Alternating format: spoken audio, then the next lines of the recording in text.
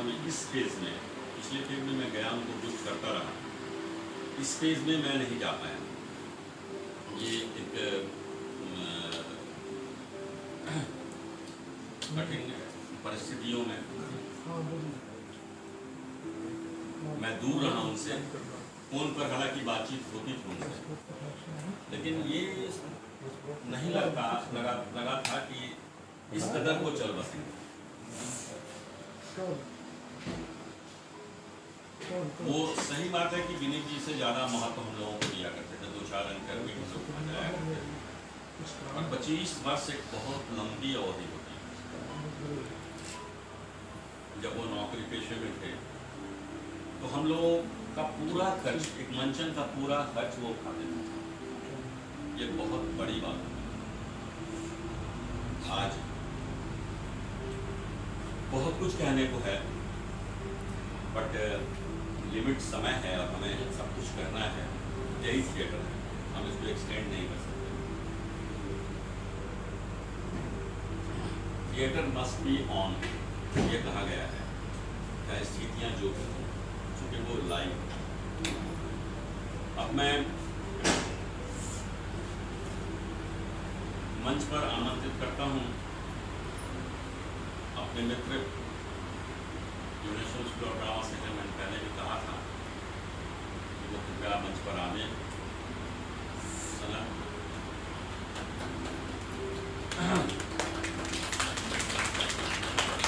आप सनत हैं, सृष्टि के निदेशक हैं, और आपको जैसा कि आप देख रहे हैं अवार्ड है,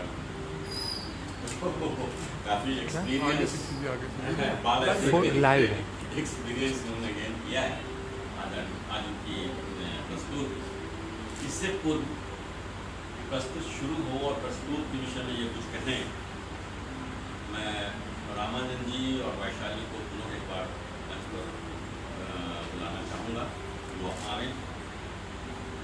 और ये रामानंद जी को आप हमारे मित्र और गेस्ट दोनों हैं, और ये वैशाली को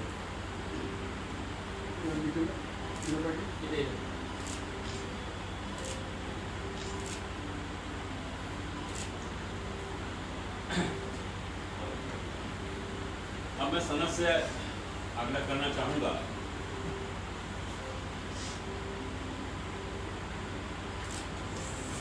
कि आज की प्रस्तुत के विषय में प्रकाश डालें, उसका हम प्रस्तुत की तरफ तमाम सभी दर्शकों को बहुत बहुत नमन। जितने भी लोग लाइव देख रहे हैं उन सब लोगों को मेरा सादर प्रणाम।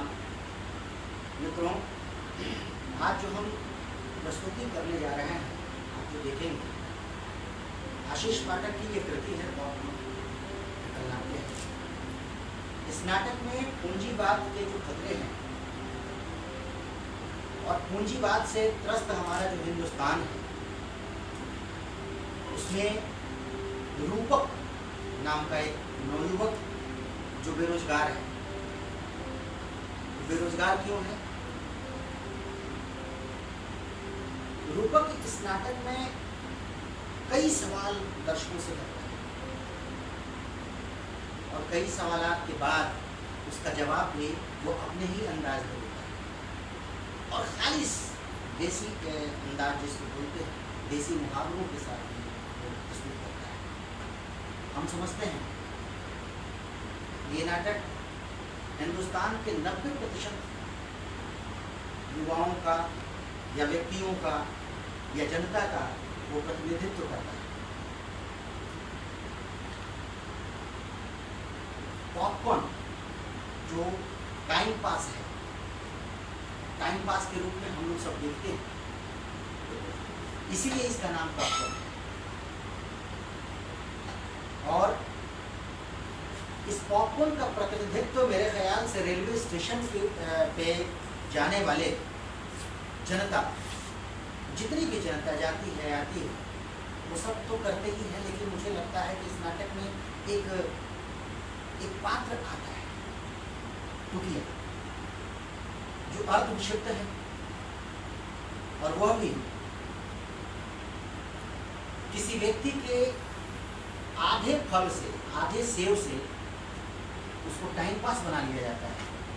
ये मुझे लगता है कि ये इस पूरे नाटक के की परिणति की तरफ जाता हुआ दिखाई देता है।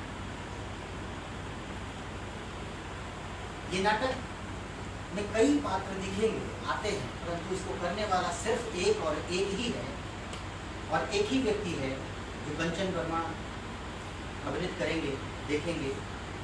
और हमारे लिए भी बड़े ही चैलेंज का विषय था, क्योंकि कंचन का जो स्वरूप है और कंचन के बारे में जो लोग जो सोचते रहे,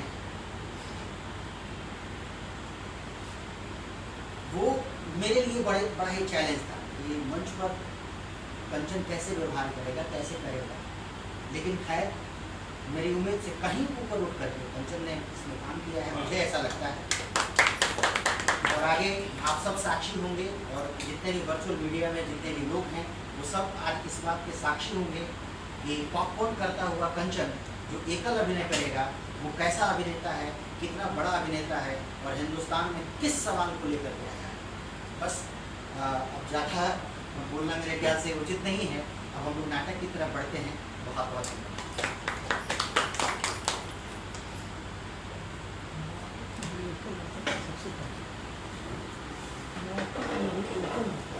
बैकग्राउंड जरा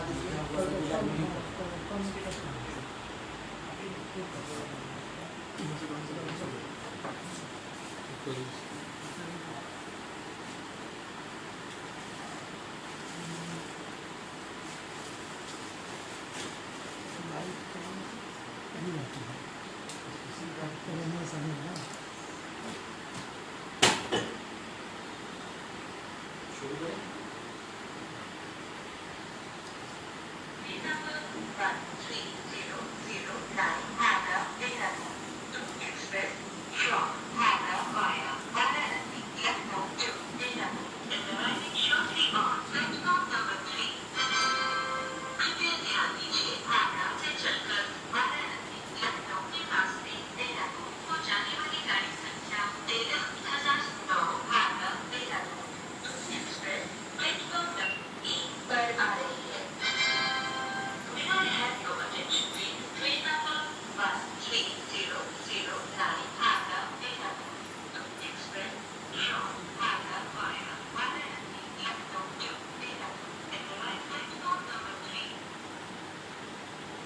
हिंदुओं को राम राम,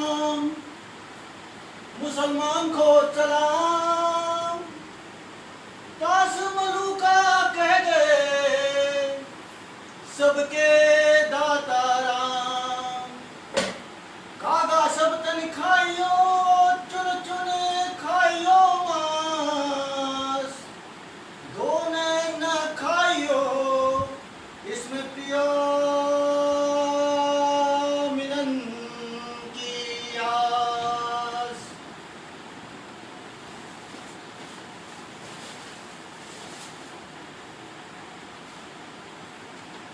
तो हो गई दुआ सलाम। अब जान पहचान भी हो जाए। अरे ठहरिए ठहरिए, मुझे आपके जान पहचान की जरूरत नहीं है। मैं आपको जानता हूं, आप जनता हैं, हिंदुस्तान के महान लोकतंत्र को चलाने वाली महान जनता। मैं आपको न सिर्फ जानता हूं बल्कि पहचानता भी। अब आप इस बात पर नाराज मत होइए कि सारा 2 कौड़ी का पॉपकॉर्न वाला ये क्या जाने। तो ऐसा कुछ नहीं है। हमने आपको करीब से देखा है, कान लगा के सुना है, और आपकी लातों के पास अपना ढिया ढूंढा सकता है। बहुतों को हंसाया है, बहुतों को गले लगाया है, बहुतों को सुलाया है, और बहुतों को सोते से जगाया है। अरे भैया रे, ओ भैया जी, अरे भैया जी ट्रेन आ गई, आपकी ट्रेन आ गई। भैया जी उठिए, ट्रेन आ गई। अरे अम्मा जी आप भी उठिए, अम्मा जी उठिए, अम्मा जी हाँ उठिए। अरे आपकी ट्रेन आ गई। अरे सामान रहने दीजिए, सामान मैं लेकर आता हूँ, आप उठिए। हाँ उठिए, आइए आइए आइए आइए, अम्मा जी आइए। हाँ ओ भाई साहब थोड़ा जगह बनाओ, थोड़ा बगल हटो। अरे थोड़ा और बगल हटो। हाँ अम्मा जी बैठिए। ठीक है अम्मा जी, ये सामान लीजिए। ठीक है अम्मा जी, ठीक है अम्मा जी। अम्मा जी आपसे पुरानी जान पहचान है। सन 97 की मुलाकात है। अब मेरी बारी। मैं चलती ट्रेन में पॉपकॉर्न बेचता हूँ। पॉपकॉर्न टाइम पास रही, पॉपकॉर्न ले ले, मकई का दाना काट के खाना ले ले, पॉपकॉर्न ले ले, टाइम पास चले, मकई का दाना काट के खाना, काट के खाना, मकई का दाना ले ले, पॉपकॉर्न टाइम पास ले ले। अच्छा पॉपकॉर्न ये लीजिए साहब, ये लीजिए 10 रुपए साहब, ले ले पॉपकॉर्न टाइम पास ले ले, पॉपकॉर्न ले ले। हाँ मैडम पॉपकॉर्न ये लीजिए। ये कितने में भैया पॉपकॉर्न? हाँ साहब आ रहा साहब। कितने का पड़ा? 10 रुपए मैडम। चले पॉपकॉर्न टाइम पास ले सर, आपको भी पॉपकॉर्न भैया सर? ये मांग रहे हैं। हमको नहीं ना भैया, ये हाँ 10 रुपए साहब। ले ले पॉपकॉर्न टाइम पास ले, पॉपकॉर्न ले ले, मकई का दाना काट के खाना, मकई का दाना काट के खाना ले ले, पॉपकॉर्न टाइम पास ले, पॉपकॉर्न ले ले, मकई का दाना काट के खाना।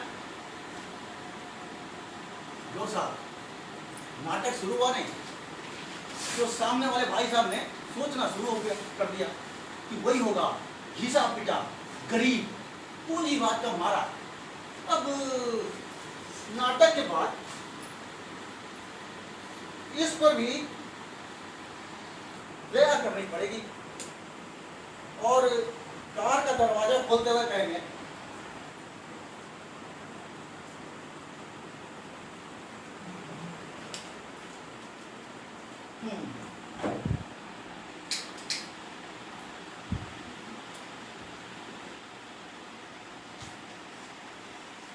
और कार का दरवाजा खोलते हुए कहेंगे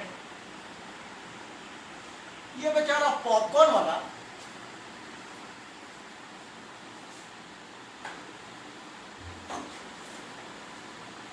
पुअर मैन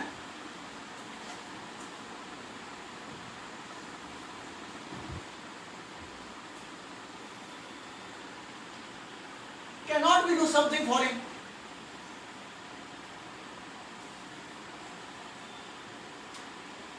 एक बार जानकारी को बता दूं कि धूम्रपान स्वास्थ्य के लिए हानिकारक है। हाँ कि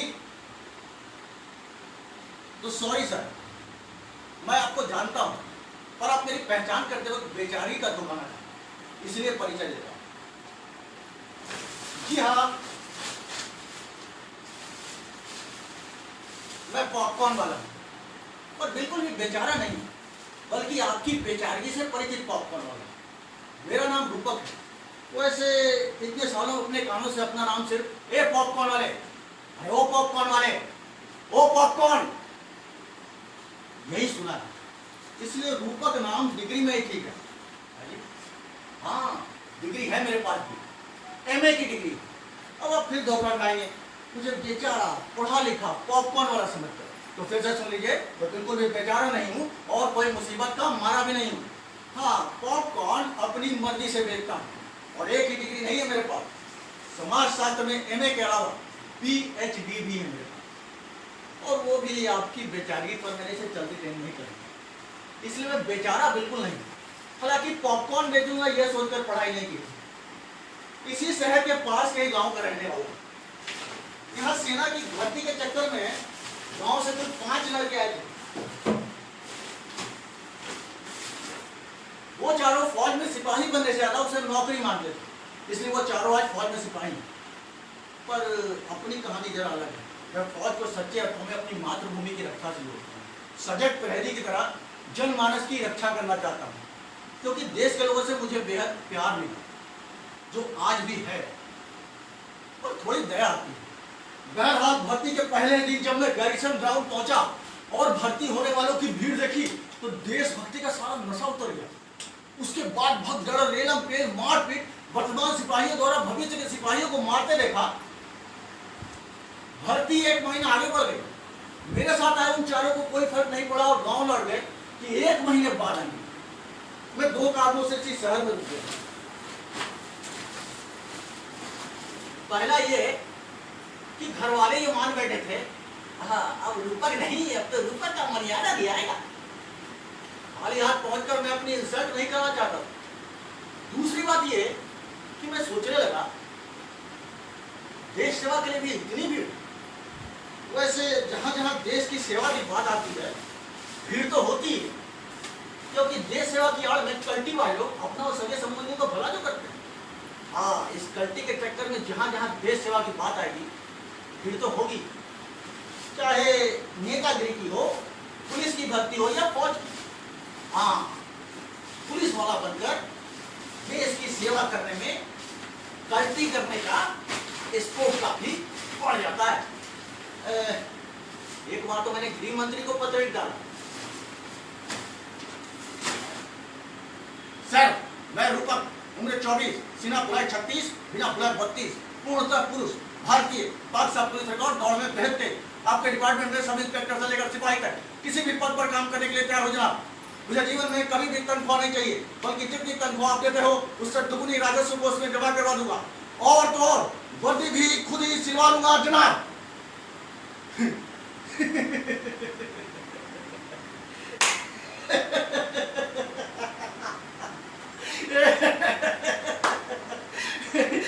पर वो समझ गए कि ये साला रूपक बिना तनख्वाह लिए ज्यादा गलती करेगा और मामला बिगड़ गया।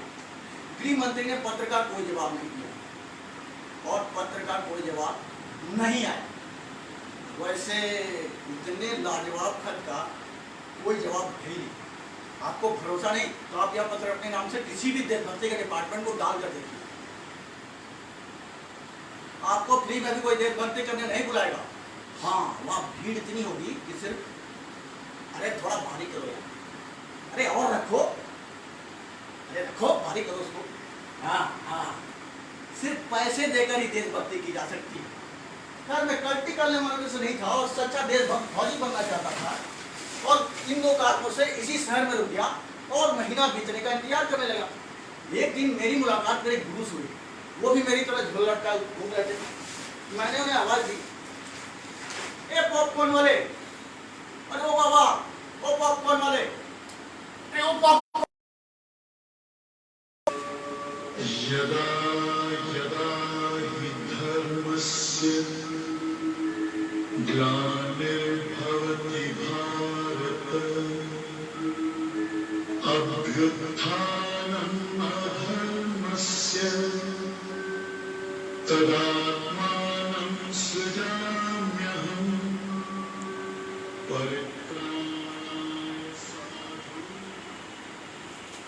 मुस्कुराए और बोले,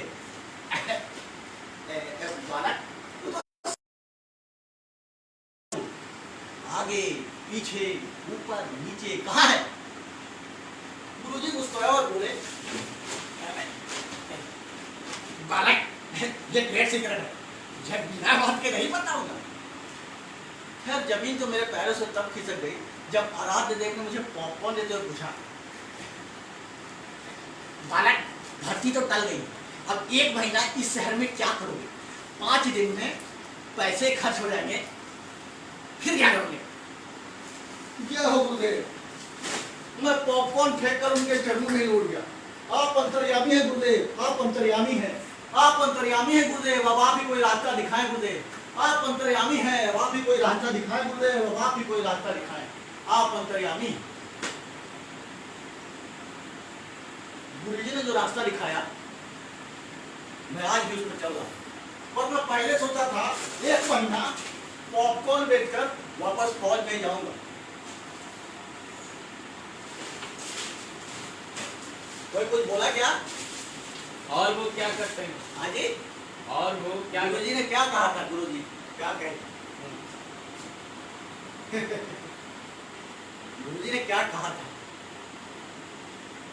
Again it's my trade secret.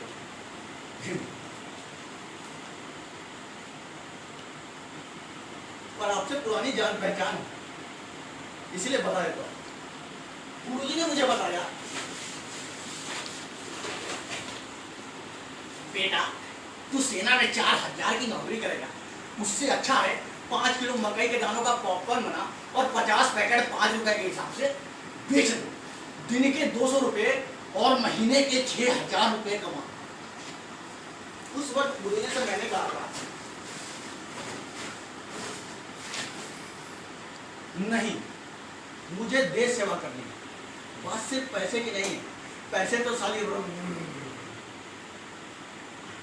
Rakhi Sawant भी कमा। एक महीना ये काम भी पूरा नहीं है, फिर फौज नहीं जाऊंगा। गुरुजी मुस्कुराए और बोले, देशभक्ति के बुखार में कुछ कमी आए तो 1 महीने बाद इसे कंटिन्यू कर लेना। फुट इधर से, हट हट यहाँ से, हट।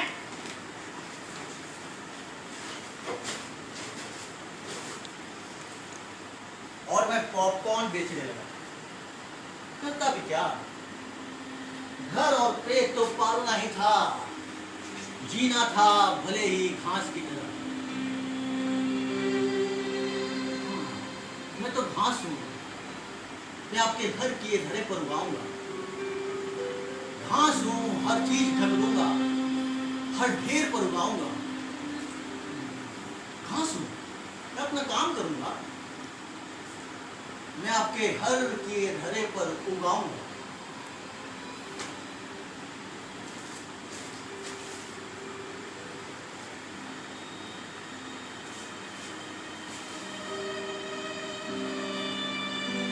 अब वो बात जिसने मेरी देशभक्ति का सारा बुखार उतार दिया। एक दिन चलती ट्रेन में झोला लेकर चल गया, साला सिपाही कहेगा न साला आगे चलता है और न पीछे चलता है, और धक्का तो ऐसे मारता जैसे हम अच्छा करेगा। साला तुम एहसान क्यों करा? मैंने सोचा इन्हें कैसे पता चला, मैं तो अभी सिपाही बना नहीं। फिर पता चला बाजू वाले कंपार्टमेंट में फौज के सिपाही समझ, उससे रहा न गया। नई नई वर्दी की नई नई सुगंध और देशभक्त इन सारी महान जनता के महान रक्षकों से मिलने का सुअवसर में छोड़ता कैसे? आओ देखा ना, आओ झोला रस्सी से हमारा बांधा और एक कंपार्टमेंट से दूसरे कंपार्टमेंट की ओर बढ़ा।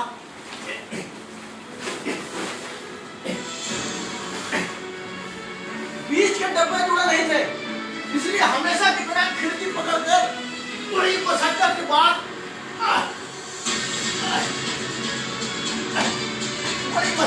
बाद दूसरे कंपार्टमेंट में पहुंच गया।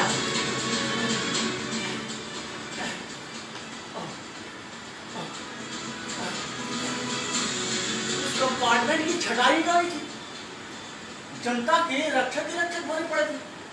नई नई वर्दी और उसकी खुशबू के अलावा वहां कोई नहीं। उन्होंने अपने सॉरी का परिचय पिछले स्टेशन पर ही दे दिया था। साला सिपाही कहीं का। सर्वप्रथम मेरा स्वागत जनता के उस रक्षक से हुआ जो लघु शंका के लिए जा रहा था। उसने अपने चाटा नहीं कर दिया, मैं हिल गया। उसके बाद तो वो लखमंजन हुआ कि बस साले हरामी, तेरी जाति दिखता नहीं है, मेरे का पायदा लिखा बात भी बलोची समझ रखे हो। साले हरामी दिखता है मेरे का पायदा। और मैं पड़े पड़े चिल्लाता रहा, ये कैसी देशभक्ति? तुम तो हमारी रक्षा के लिए,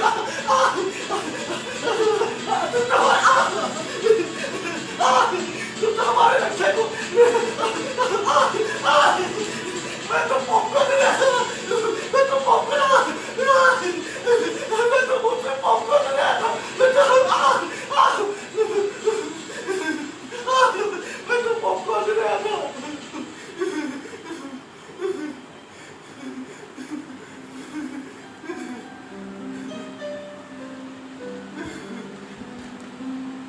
मारते रहे और मेरे परिवार के साथ लैंगिक संबंध जोड़ने की बात करते रहे।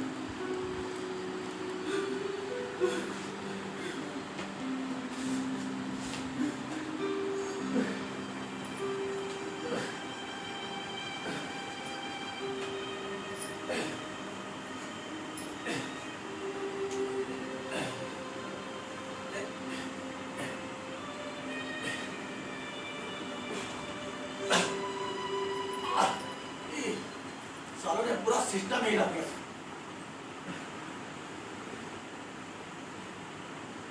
थोड़ी देर में और एक स्टेशन आया। एक महिला जिसकी गोद में बच्चा था, उसने भरे डिब्बे में चढ़ने की कोशिश की और तभी दो फौजी को हवा में लगाए, एक मेरी पिछाड़ी पर और दूसरा उस महिला के सिर पर पड़ा। लेकिन बड़ी मुश्किल से उस बच्चे को संभाला। उस महिला ने रोते हुए मुझसे कहा, भैया आज इसका दूसरा जन्म हुआ भैया। आज इसका दूसरा जन्म हुआ है। तू तो बसिया हो भैया, तू तो बसिया हुआ। आज किसका दूसरा जन्म हुआ भैया, तू बसिया हो।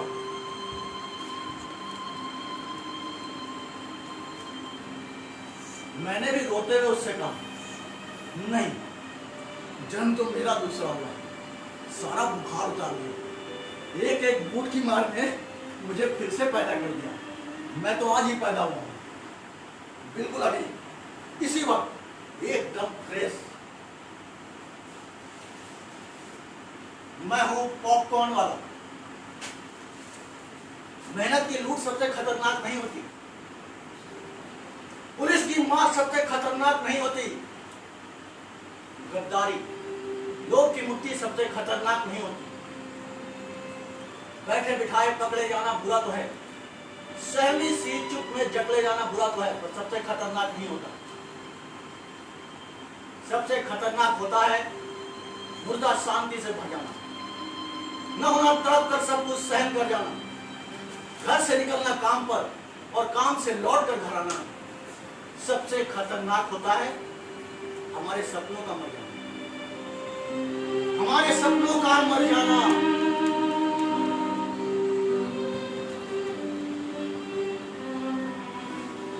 बस उस दिन से ये झोला और मैं, घर वाले भी कुछ लड़के का मनी ऑर्डर टाइम से आता ही है, लाइफ का रिस्क नहीं तो आगे भी आता रहेगा। यही पास की फैक्ट्री में सो जाता है।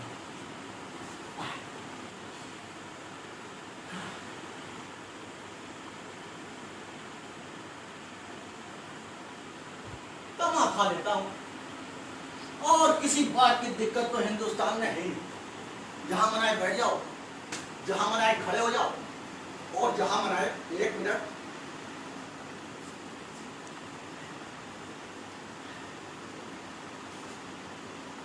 मूत लो। देखो कुत्ता मूत रहा है। देखो कुत्ता मूत रहा है। अच्छा नारी मुक्ति वाले टट्टी लेकर नहीं खड़े हुए। Why should boys have all the fun? Why should boys have all the fun?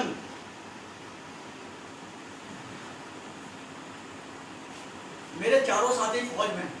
अच्छा है, कभी ट्रेन में मिल जाए तो फिर से पैदा होने से बचा लेंगे। हाँ, फिल्म देख रहे हैं।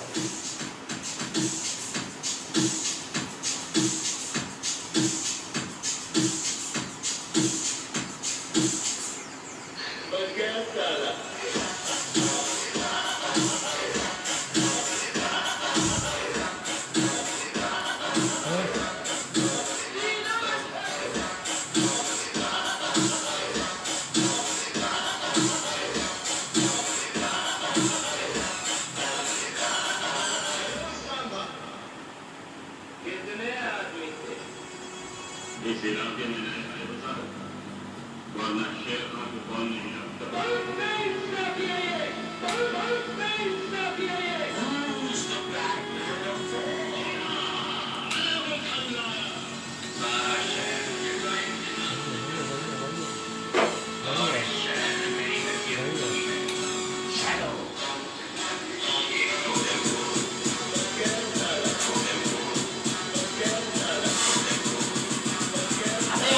देखने दे, हटा कैसे, बैठ कर।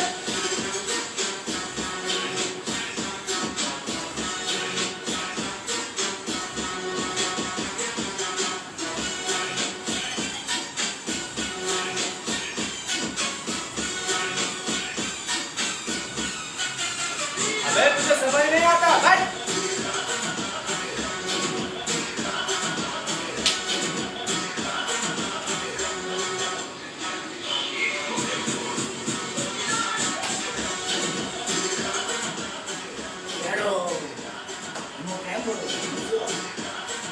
देखिए राजकुमार जी को देखा कैसे करते हैं। जानी, अगर सवाल किया है तो जवाब दे सुनते जाओ। हम वो हैं जो आंखों से सुरमा नहीं चुराते, आंखें ही चुरा लेते हैं जिससे सुरमा लगाने की जरूरत ना पड़े। शक्ति कपूर जी की आओ, ललिता आना, मेरे बाहों में आना, जल्दी से मेरी बाहों में आ जा। वरना ये आदमी, ये गुंडे तुझे क्या करेंगे? हाँ? मैं तेरा मोहन, तू मेरी राधा, तेरे बिना मेरा जीवन आधा आधा। अब जल्दी से आना लोलिता, जल्दी से आजा, वरना ये गुंडे गुंडे क्या करेंगे, क्या करेंगे, क्या करेंगे? मुश्किल में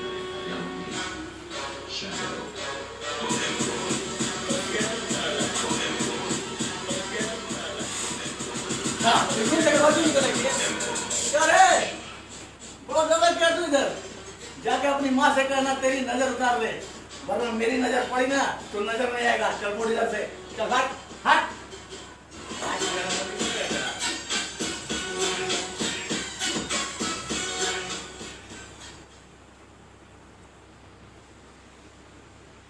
बस कभी कभी घर वाले बहुत परेशान करते हैं। शादी क्या करें? मैं इस दुर्घटना से बच के रहना चाहता हूँ। जी हाँ, दुर्घटना ही तो है। अब कल की ही बात ले लो, सारे डिब्बे को पॉपकॉर्न खिला के मैं जरा दम लेने बैठा ही था कि सामने एक जवान लड़के को बैठे थे। जरा बेवजह मुस्कुराए चले जा रहे थे। जिस ढंग से वो बगल वाले बुढ़े को परिचय दे रहे थे, उससे समझ में आ रहा था कि सामने बुढ़ऊ की लड़की बैठी होगी। लड़के की बातों से समझ आया कि जनाब शरीफ हैं, इंजीनियर हैं और सामने वाली पार्टी के मोहल्ले में ही रहते हैं। शरीफ ही होंगे, वरना मोहल्ले की लड़की को ना पहचाने जरा मुश्किल है। सामने से भी लाइन कुछ क्लियर हो रही थी, क्योंकि जनाब की मुस्कान चौड़ी हो रही थी। अचानक इंजीनियर साहब के चेहरे के भाव बदल गए। शांत, निर्विकार चेहरा बता रहा था, लाइन मिलना बंद हो गई। मैं आश्चर्य पड़ गया कि अचानक ऐसा क्या हुआ। थोड़ी देर में इस कहानी की हीरोइन मोबाइल लेकर उठी और मेरे बगल में टहलने लगी, तो मुझे समझ आया। Hi, hello, how are you? तू कैसी है? फाइन, ओके, बस you are feeling good. How is Sandeep, Yakub, Tony, Munna, okay? और वो तेरा ओल्डर कुछ नहीं यार, नो लेटेस्ट गर्ल, आस पास हाँ है, पर सारा कॉलोनी का है, यू नो, गले पड़ू टाइप का, सीधा साधा, सच्चा प्यार। और छठी थारू की गाना रहेगा, फोन बुक चेक करेगा, ये किसका नंबर है, वो कौन थी, कहाँ गई थी, आजादी खत्म, गले पड़ू, दाल भात type, and you know I like only fast food, no dal bhat, no dal भात। और भैया अपन ठहरे दाल भात। उसके बाद शादी की बात ही ध्यान में। सुबह उठो, पॉपकॉर्न तैयार करो, जीआरपी को 20 रुपए का नोट मंगाओ, सलाम साहब, और काम चालू। ट्रेन में कुछ तो रोज आने जाने वाले भी हैं, अपने रेगुलर कस्टमर जो भरोसा भी करते हैं, इसलिए दिक्कत नहीं होती। वरना ये घर पुराने के लफड़े में बहुत समस्या होती है। अरे साहब, कोई आपको घूम घूम कर झाड़ देगा क्या? वो तो आपके बाजू बैठेगा, अंग्रेजी बोलेगा, विश्वास हासिल करेगा और आपको सुलाकर हाँ आपका काम गा जाएगा। हम तो रोज के हैं, और अनाधिकृत वेंडर तो बिल्कुल नहीं। रोज 20 रुपए का नोट जीआरपी को देकर अधिकार हासिल करते हैं, वरना बजाले पुलिस के बिना अधिकार दिए हमें डब्बे में चढ़ने की। जिस तरह टीटी को बिना खिलाए आप यात्रा नहीं करते। यहाँ पे टिकट लो। अगर दोनों काम आप नहीं कर सकते तब आप हुए विदाउट टिकट। तो कहने का मतलब भैया, न कोई अनाधिकृत वेंडर होता है, न विदाउट टिकट। यह तो जीआरपी और टीटी के स्वविवेक पर निर्भर करता है। जो स्वविवेक 20 रुपए रोज पर उपलब्ध। पैसे के खेल निराले मेरे भैया, पैसे के खेल निराले, पैसे के खेल निराले मेरे भैया, पैसे के खेल निराले, पैसे के खेल निराले मेरे भैया, पैसे के खेल निराले। 1 2 3 4 5 6 7 8 9 10 10 10 10 बस बस। मेरी रोजी रोटी अच्छे से चलने का 2 कारण और भी। एक है पंडित श्रवण, जो रोज मुझे आरती सुनाता है। आप भी सुनिए।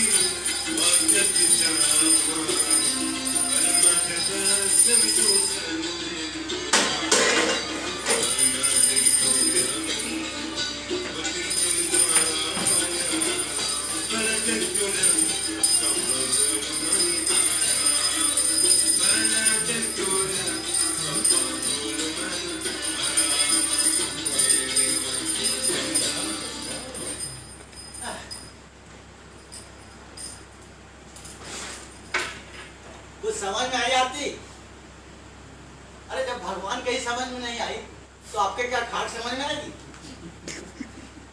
अच्छा राम को छोड़िए, जिस इस्लाम के नाम पर लड़ा जा रहा है उस तालिबान को इस्लाम समझ में नहीं आ रहा। और रोजी रोटी अच्छे से चलने का दूसरा कारण है टुकिया। अरे वो टुकिया जो स्टेशन पर रहती है, वो पागल औरत, स्टेशन पर रहने वाली पागल, मैं उसे रोज 2 पैकेट पॉपकॉर्न के देता हूँ, और वो भी अगर 10 का नोट निकल जाए तो कह देती, और परोपकार तो होता ही है भैया। उसका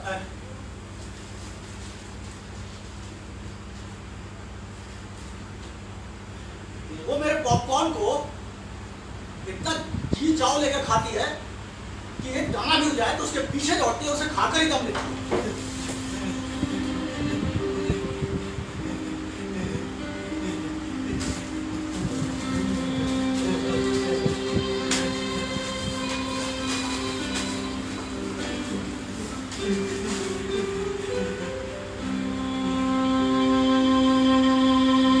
उसका नाम टुकिया इसलिए है कि मेरे पॉपकॉर्न खाते समय को छोड़कर वो पूरे समय बस टकटकी लगाए आने जाने वालों को देखती रहती है।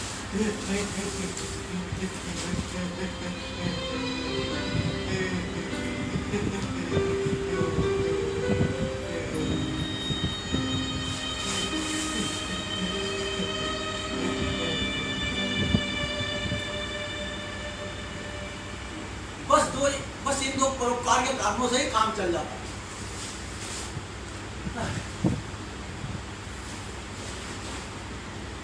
अरे वो कहाँ गया? अरे वो पेपर वाले भैया, एक पेपर तो देना। ओ पेपर वाले भैया, अरे आज का अखबार दो। हाँ आज का, थैंक यू।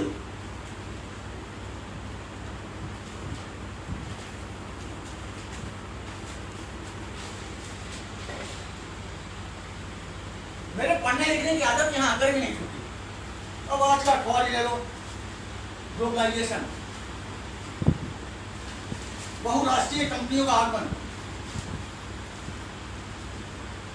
दिल्ली में बलात्कार, बिहार में अपहरण, पीएफ पर ब्याज दर, कोरोना वायरस से मरने वालों की संख्या 18 करोड़। भाई प्रेमचंद रंगशाला रंगकर्मियों के लिए प्रवेश निषेध। रंगकर्मियों ने आंदोलन किया तो पुलिस ने लाठीचार्ज किया। तो वो कलाकार साझा संघ के महासचिव श्री शरद कुमार को गिरफ्तार कर लिया गया। पुलिस ने रंगकर्मियों पर लाठीचार्ज किया। ओहो, देखते हैं रंगकर्मी अब कहाँ जाएंगे। ये सब बातें मैं जानता हूँ। सामान्य ज्ञान, शेरों, शायरी और चुटकुलों किताब के दूसरे वेंडरों से लेता हूँ और उन्हें पढ़कर लौटा देता हूँ। मुझे पता है देश में भरकम आर्थिक तरक्की हो रही है। वर्ल्ड बैंक और IMF यानी अंतर्राष्ट्रीय मुद्रा कोष से लोन लेकर ही सही। और लोन लेने में क्या बुराई? इस देश का हर आदमी लोन लेकर बैठा है। इंश्योरेंस कंपनियां भी जमकर काम कर रही हैं। कुछ कंपनियां तो लोन तक का इंश्योरेंस करा रही है। जी आया? हाँ सर मैं ले लो जी बैंक से बोल रहा हूँ, ले लो जी। अरे मेरा मतलब है लोन ले लो। क्या ले लिया? अरे तो एक बार और ले लो जी। इंश्योरेंस करा लो जी। हाँ जी ले लो जी। अरे इंश्योरेंस करा लीजिए, लोन का इंश्योरेंस करा लीजिए, लोन ले लीजिए। क्या करा लिया? अरे मेरा मतलब है लोन का इंश्योरेंस करा लीजिए, कहीं अब चटक गए तो। ले लो जी। Sir sorry sir sorry sir sorry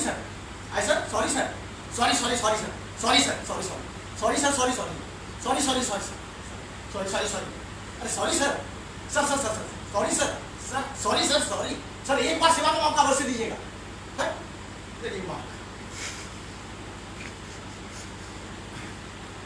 उनकी बहुत इज्जत करता है कि आप मर जाओ तो लोन किसी और को न चुकाना, पर देश तो मरेगा नहीं, तो IMF और वर्ल्ड बैंक का लोन तो चुकाना ही पड़ेगा। वैसे चुकाने की इच्छा नहीं होनी चाहिए। हाँ, इस देश के नेता चाहते तो स्विस बैंक से पैसा बुलाते और चुका देते। और नहीं चुकाओगे तो शर्मा जी की तरह उठे खड़े हो जाओगे। EMI चुकाते चुकाते। अरे वही अपने शर्मा जी जो पहले हंसते रहते हैं। मैंने रोज 1 पैकेट पॉपकॉर्न का देता हूँ और वो भी अगर 10 का नोट निकल जाए तो कह देते थे अरे रखो रुपक का ही चल जाएंगे, खाओगे ना पॉपकॉर्न, अरे रखो यार रुपक, इतनी भारी में लेने वाली बात नहीं, कल खाओगे ना पॉपकॉर्न चल जाएंगे, रखो, अरे रखो यार रुपक, अरे रखो ना कल चल जाएंगे ना, अरे परिस्थितियां कहाँ एक सी रहती है। पहले शादी का लोन लिया तो शर्मा जी ने मुस्कुराना बंद कर दिया, फिर बाइक की EMI चालू हुई तो पॉपकॉर्न बिना मांगे खाना शुरू कर दिया, फिर कार की EMI चालू हुई तो सिर इतना झुकाकर बैठने लगे जैसे सारी EMI उनके सिर पर ही रखी। EMI बढ़ती गई और उनका सिर झुकता ही चला गया। टीवी की EMI, फ्रिज की EMI और घर के लोन की EMI में तो सिर के बल ही खड़े हो गए। खूब ताकि दी है EMI ने हिंदुस्तान को, सब कर्जे के चकाचौंध में डूबे पड़े हैं। भैया अपन तो GRP के 20 रुपए तक उधार नहीं करते और यहाँ यह हाल है कि देश के आदमी को कहो ताजमहल का 200 साल का फाइनेंस है, 1000 रुपये महीने की EMI बनवा के रजिस्ट्री करवा और आप ऐसा मत करो। भले ही मेरे पॉपकॉर्न मत खाना पर कर्जे से EMI से बच के रहना। लेकर तन के नाप को घूमे बस्ती गांव, हर चादर के घेर से बाहर निकले पांव। चादर से पांव बाहर निकलते हैं तो नहीं चादर आगे लगा। फाइनेंस उपलब्ध, EMI 200 रुपये प्रति माह। सिर झुकता जाएगा क्योंकि EMI सिर के ऊपर ही रखी रहती है, मुस्कुराहट चली जाती है। ऐसे आदमी को जूता मत गिराना, में जूता अच्छा नहीं लगता। वैसे भी जूता बड़ी खतरनाक चीज है, वो जमीन और आदमी के बीच फिट हो जाती है और आदमी वास्तविकता से कट जाता है और EMI के पंख लेकर हवा में उड़ता रहता है। हवा हवा ए हवा EMI बना दे, साबुन तेल चड्ढी बनियान मुझको दिला दे, सिर मेरा झुका दे, उल्टा मुझको करा दे, मैं हवा में उड़ूंगा, खूब ऊपर उड़ूंगा। हवा हवा ए हवा, हवा हवा ए हवा, हवा हवा ए हवा, हवा हवा ए हवा, हवा हवा हवा हवा हवा हवा पर हवा है कहां से? इतनी भीड़ में तो सिर्फ पसीना ही आता। स्टेशन पर भीड़ इतनी कि एक हाथ से आदमी हैंडल पकड़कर खड़ा होता है तो दूसरा हाथ अपने पर्स पर रखता है। फिर मेरा पॉपकॉर्न खाए के साथ आपने शादी की है तो गरीब के पेट में लात क्यों मारी? अब भीड़ बढ़ेगी तो आदमी ढंग से खड़ा होगा नहीं, पॉपकॉर्न खाएगा नहीं। अब शादी की है तो जरा जनसंख्या का भी ख्याल करना। वरना एक आदमी खड़ा हो चिल्लाएगा मुझे भारतीय होने पे गर्व है तो उसकी पत्नी पीछे से कहेगी ऐसी मुझे भारतीय होने पे लगातार गर्व है, गर्व है, गर्व है। जिन लोगों को भारतीय होने पे सचमुच गर्व है वे बेहद चिंतित हैं। ग्लोबलाइजेशन को लेकर भारी चिंता करते हैं। फिर कुछ पूछ रहे हैं आप? हाँ वो और क्या करते थे? हाँ? वो और क्या करते हैं? हाँ जी, वे और क्या करते हैं? वे और क्या करते हैं? वे और बहुत कुछ करते हैं। तो बस चिंतन करते हैं ना यार। विकास के लिए चिंतकों की आवश्यकता लोन से भी ज्यादा होती है। जिस देश में चिंतकों की कमी होती है वो तरक्की नहीं करता। मैंने IMF को भी चिट्ठी लिखी है कि विकास के लिए अगर किसी देश को चिंतक न मिले तो हमारे यहाँ से इंपोर्ट करके लोन के साथ 11% ब्याज पर उनको भी चला दे। हमारे यहाँ बहुत सारे हैं। मुझे पता है मेरी इन बेतुकी चिट्ठियों का जवाब कभी नहीं आया, इसलिए मैंने अपने देश के महान चिंतकों पर एक गीत लिखा। अब चिट्ठी का जवाब तो आएगा नहीं, इसलिए इन चिंतकों की लोकल मार्केटिंग करने के लिए मैं गले में ढोल डालकर गला फाड़ फाड़ कर सुनाऊंगा। चिंतक ले लो भैया, चिंतक ले लो, चिंतक ले लो भैया, चिंतक ले लो, ब्याज पे इनको चला दो भैया, चिंतक ले लो। घर में ब्याज मिले तो भैया बाहर काहे जाए, घाट घाट में चिंतक बैठे गंगा कौन नहाए, वाले खुजाए भैया खुजली फैलाए, इससे तो राम बचाए। चिंतक ले लो भैया, चिंतक मांगे ना खाके भैया क्रांति रोज कराए, दाढ़ी बढ़ाए वो तो बीड़ी सुलगाए, चंदे की दारू पी जाए रे, चिंतक ले लो भैया चिंतक ले लो।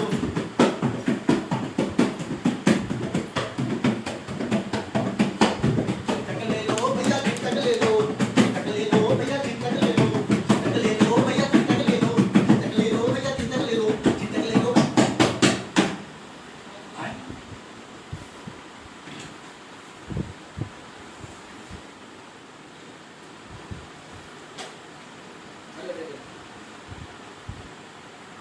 अरे शर्मा जी का मिस कॉल।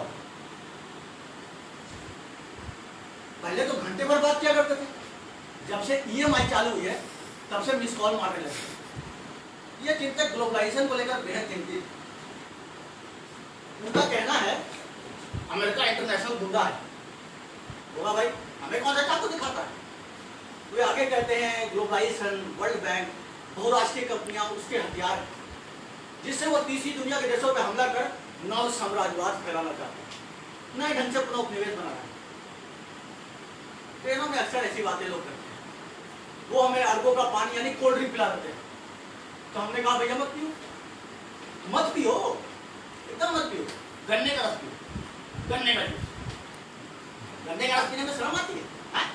कम कपड़े पहनने में शर्म नहीं आती? वो जबरदस्ती मुंह में थोड़ा ही सोचते हैं। बहुराष्ट्रीय कंपनियां सारे देश को खा जाएंगी, उनके सामने भारतीय कंपनियां टिक नहीं पाएंगी। कुछ करो कि टिक जाए, कुछ ज्यादा मेहनत करो, अच्छा माल बनो। अब हम ही को देखो ना, लोग कहते हैं खुदरा व्यापार मिल जाएगा, पूंजीवादी अपने शॉपिंग मॉल खोल लेंगे, तुमसे कौन खरीदेगा? हमने कहा क्यों नहीं खरीदेगा, मेरे पॉपकॉर्न का टेस्ट अच्छा होगा तो हर कोई खरीदेगा। अब मैं भी देखता हूँ कौन साला अंबानी चलती ट्रेन में पॉपकॉर्न बेचना कर। डरते क्यों? चिंता छोड़कर भगवान का नाम लो और काम में लग जाओ।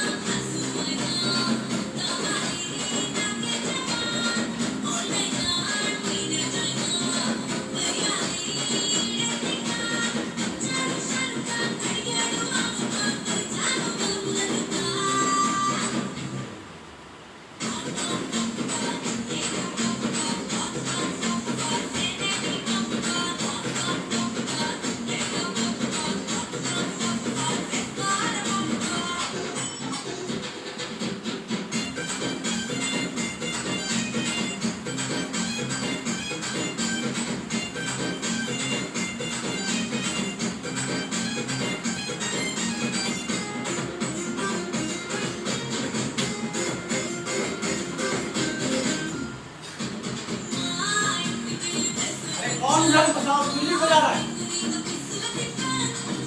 बंद करो म्यूजिक, म्यूजिक बंद करो, मेरा शो चल रहा है, जनता से सीरियस मसलों में बातचीत हो रही है, उसको बंद करो, बंद करो, बंद बंद बंद बंद। हाँ, ऐसे ही चिंतक से मेरी भेंट हो गई। मुझसे एक पैकेट पॉपकॉर्न मांगा और मेरे पैकेट देने से पहले ही शुरू हो गया। लगा ग्लोबलाइजेशन, प्राइवेटाइजेशन और लिबरलाइजेशन को गाली देने। अमेरिका बुद्धा है, कई कंपनी के साथ आर्थिक हमला कर रहा है, अंग्रेजी नहीं बोलेंगे, लीक जीन्स नहीं पहनेंगे, कैडबरी खाएंगे तो डेनमार्क को पैसा जाएगा, कोक पिएंगे तो अमेरिका को पैसा जाएगा, देश बचाना है, पता नहीं क्या क्या हमने उसे कहा है। ठहरिए, ये पॉपकॉर्न पकड़िए और बताइए, ये जो आपने बालों में रंग लगाया है, ऐसे रंग के बाल तो हिंदुस्तानियों में नहीं होते, अंग्रेजों के होते हैं। आप भाषा और कपड़ों की गुलामी का विरोध करते हैं, फिर क्यों बालों में गाने लगाते हैं? गाने लगाओ, भलगंडी क्यों लगाते हो?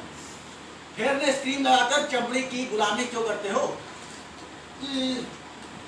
काले बाल सफेद हो रहे थे, और वैसे भी ये मेरा निजी मामला है। मैंने कहा अच्छा निजी मामला।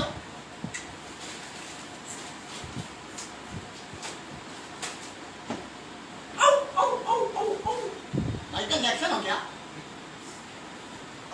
चमड़ी और बालों की हीन भावना नहीं समझती तो देश के बके बालों में 65 साल बाद ग्लोबलाइजेशन का बरगंडी रंग लगाना क्या बुरा है? उसने गुस्से में मुझे देखा और बोला ऐसा लिख लेना और चला गया। मुझसे लोग सिर्फ टाइम पास के लिए बात करते हैं, कोई सीरियसली नहीं लेता। वैसे भी पॉपकॉर्न होता ही टाइम पास के लिए, तो मैं भी टाइम पास और मेरा पॉपकॉर्न भी टाइम पास। और रही बात चिंतकों की, तो वो चिंता नहीं करते रहेंगे। अच्छी शासन व्यवस्था के लिए चिंतन, अच्छी अर्थव्यवस्था के लिए चिंतन, पर साला कोई अच्छा आदमी बनाने के लिए चिंतन नहीं करता। अच्छा आदमी बनाने की मशीन कोई नहीं बनाता।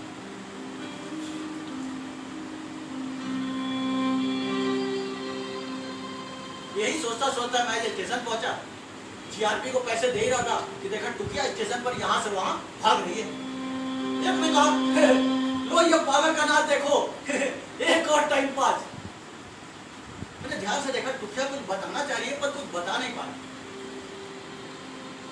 इससे पहले कि मैं कुछ समझ पाता और दौड़ कर आई और ठीक मेरे सामने खड़ी हो गई।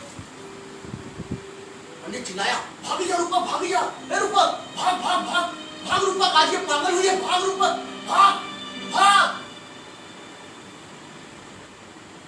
मैं वहीं खड़ा था, उसकी आंखें अंगारे सी लाल थी। वो रोती नहीं थी पर आज आंसू ने विद्रोह कर रखा था।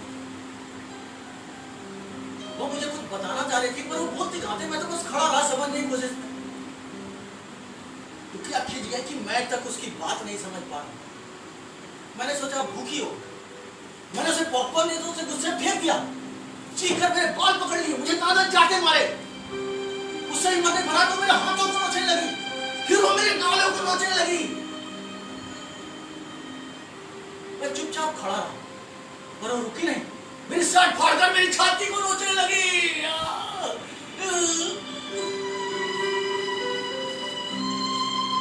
मुझे कुछ कुछ समझ आया, आखिर में उसने मेरी गर्दन को जोर से काटा।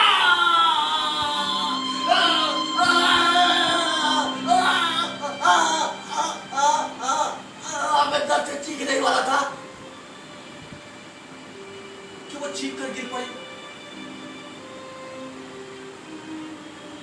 मैंने नीचे पड़े टुकिया को ध्यान से देखा, उसके शरीर पर वैसे ही निशान थे जैसे अब मेरे शरीर पर। उसके हाथों पे नाखूनों के निशान और गर्दन पे दांतों के निशान मैंने देखे। मैं समझ गया कल रात टुकिया भी किसी का पॉपकॉर्न हो गई, किसी का टाइम पास। सभी खड़े होकर तमाशा देख रहे थे। इतने में उसने अपना हाथ पल्लू के अंदर डाला और उसमें से एक आधा खाया सेब मुझे निकाल कर दिया। मैंने पलटकर तमाशबीनों की तरफ देखा, सभी खड़े थे।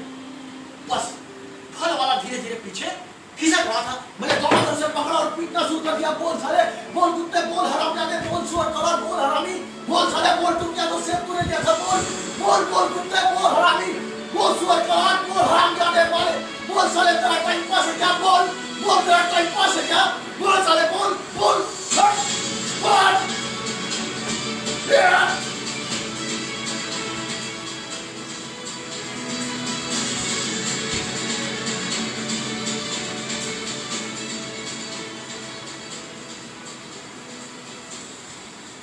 मैं उसे पीटता जा रहा था। इतने मैंने देखा टुकिया खड़ी हुई और उसने मेरा पॉपकॉर्न का झूला उठाकर अपने ऊपर उड़ा लिया, जैसे कह रही हो मैं पॉपकॉर्न हूँ, मैं टाइम पास हूँ, मैं पॉपकॉर्न हूँ, मैं टाइम पास हूँ, मैं पॉपकॉर्न हूँ, मैं टाइम पास हूँ, मैं पॉपकॉर्न हूँ, मैं टाइम पास हूँ।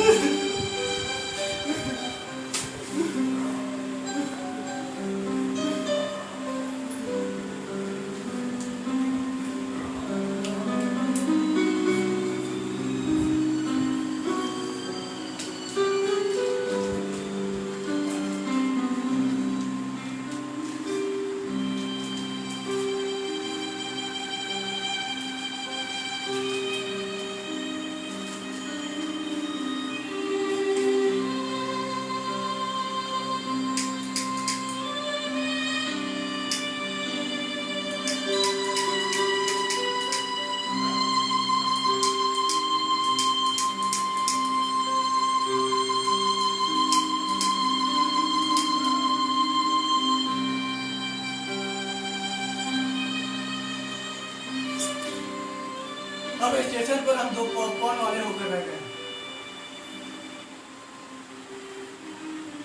अच्छा आदमी बनाने के लिए कोई चिंतन नहीं करता।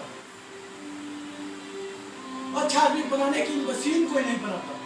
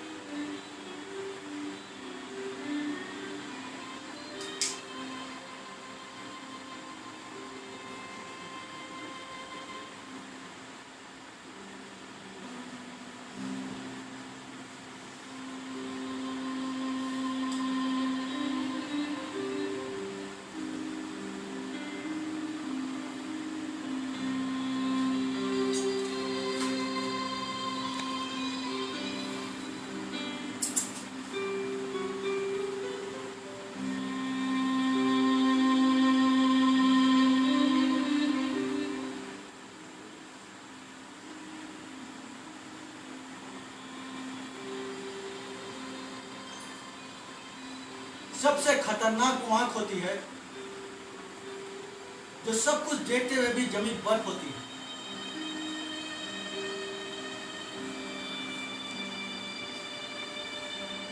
जिसकी नजर दुनिया को मोहब्बत से चूमना भूल जाती है, जो चीजों से उठते अंधेपन की भाग पे ढुलक जाती है।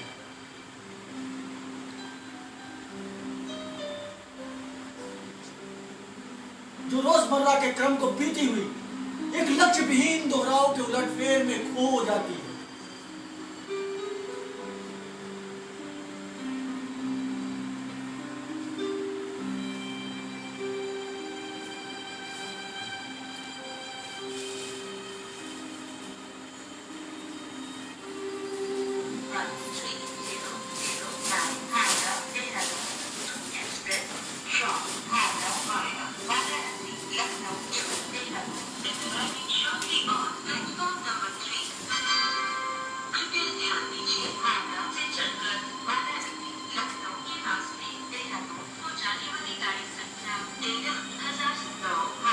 सबसे खतरनाक वो दिशा होती है जिसमें आत्मा का सूरज डूब जाए और उसकी मुर्दा धूप का कोई टुकड़ा आपके जिस्म के पूरब में चुभ जाए।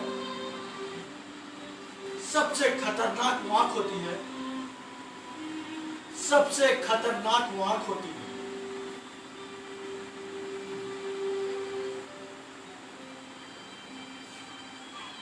एक जानकारी है, धूम्रपान जो है जो स्वास्थ्य के लिए हानिकारक है।